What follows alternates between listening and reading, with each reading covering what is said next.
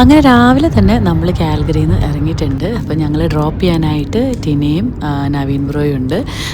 അപ്പോൾ ജീപ്പ് ടിനെ ഓടിച്ചു, അതേപോലെ യു ഹോൾ ട്രക്ക് അവർ രണ്ടുപേരും മാറി മാറി ആയിട്ട് ഓടിച്ചതായിരുന്നു നവീൻ ബ്രോയും.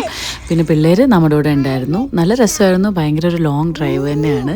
നിങ്ങൾ പലരും പറഞ്ഞ ഗസ് കറക്റ്റാണ്. ഞങ്ങൾ ബീച്ചിലേക്ക് തന്നെയാണ് കേട്ടോ മൂവ് ചെയ്യുന്നത്.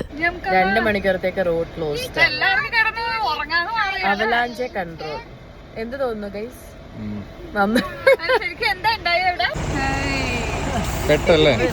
ഞങ്ങള് പെട്ടു ഗൈസ്. 2 മണിക്കൂർ റോഡ് ബ്ലോക്ക്ഡ് ആണ്. റോഡ് ക്ലോസ്ഡ് ആണല്ലേ? 2 മണിക്കൂർ ക്ലോസ്ഡ്.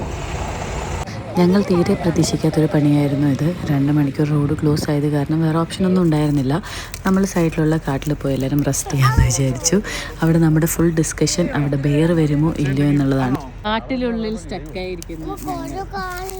നിറയെ കൊതുകുണ്ട്. ബീസിലുള്ളൊരു സ്ഥലമാണ് കേട്ടോ ഇത്.